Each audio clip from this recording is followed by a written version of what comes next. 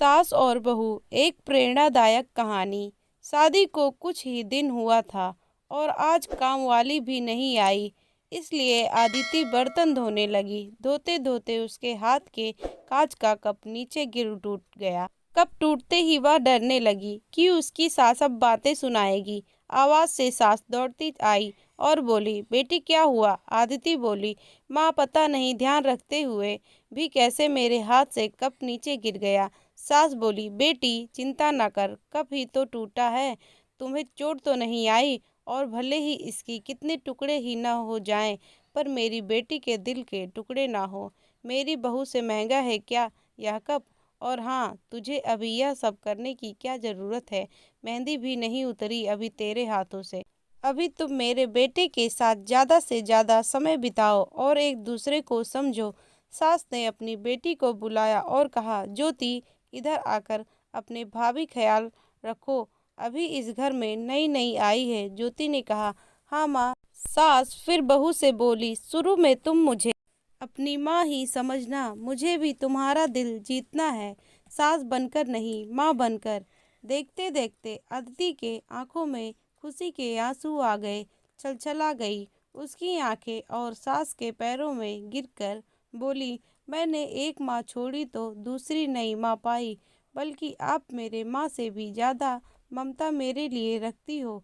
यदि घर में यह कप टूट जाता तो माँ भी दो बात कहे बिना नहीं रहती। रात को अदिति की नींद ही उड़ गई। रह रहकर शाम की घटना याद आ रही थी। सास के बारे में उसकी जो सोच थी, उसकी विपरीत सास का व्यवहार पाया।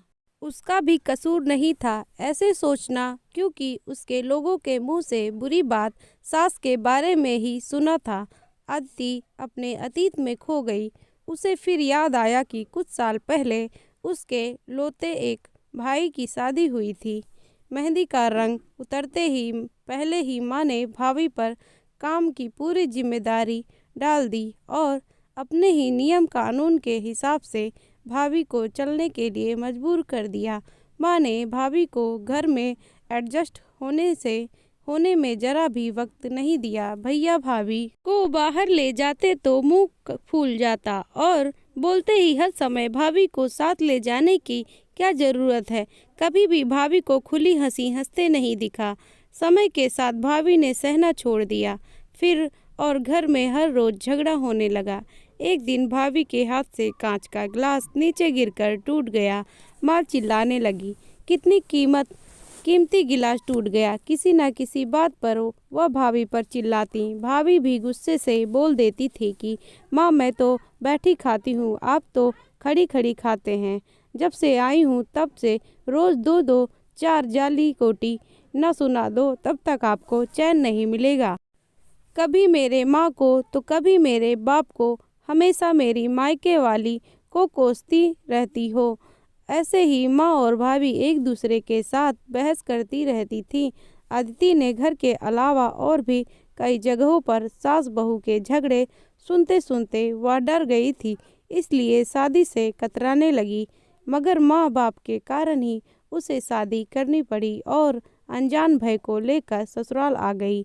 पर आज की से उसकी सोच बदल गई कि सब सास और बहू एक जैसी नहीं होती।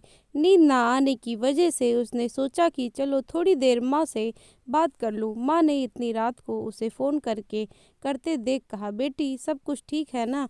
कहीं तुम्हारे पति या सास से झगड़ा तो नहीं हो गया? अदिति बोली, नहीं माँ, ऐसा कुछ नहीं है। मालूम है माँ, आज मेरे साथ से कांच का गिलास नीचे गिर गया, तभी सास आ गई। मेरे आगे बोलते ही मेरे सास ने बोलना शुरू कर दिया। बेटा फिर तेरे सास के चिल्लाने पर तूने अच्छा सा जवाब दे दिया ना? हाँ बेटा, कभी भी दबकर नहीं रहना। तुम एक पढ़ी लिखी अच्छी लड़की हो, तुम में कोई कमी नहीं है, इसलिए कभी भी सुनना मत। तभी बात को काटते अदिति बोली, माँ अब बस करो, मैं अपने दूसरे माँ के खिलाफ कुछ नहीं सुन सकती।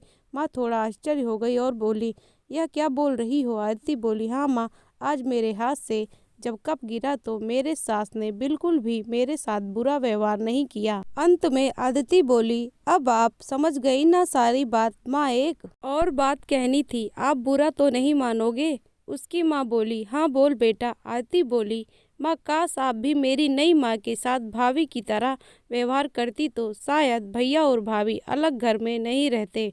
अपनी बेटी की यह सब बातें सुनकर उसे एहसास हुआ कि उसने अपने बहू के साथ गलत व्यवहार किया था। उसकी बेटी ने उसकी आंखें खोल दी।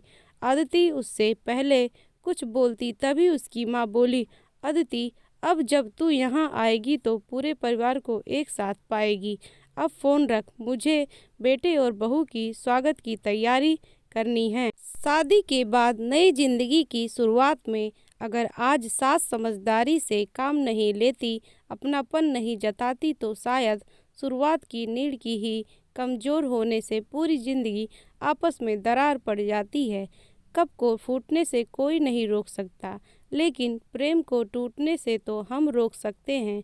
कांच के टुकड़े हो जाएं पर घर के टुकड़े ना होने दें।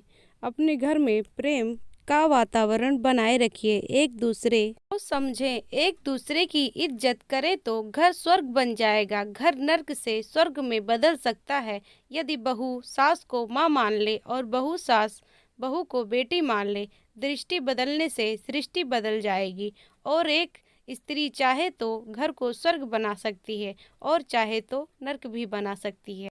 तो दोस्तों, ये कहानी कैसी लगी आपको? अगर कहानी पसंद आई हो तो चैनल को लाइक और सब्सक्राइब करना ना भूलें और कमेंट में अपनी राय जरूर दें। थैंक यू, धन्यवाद दोस्तों।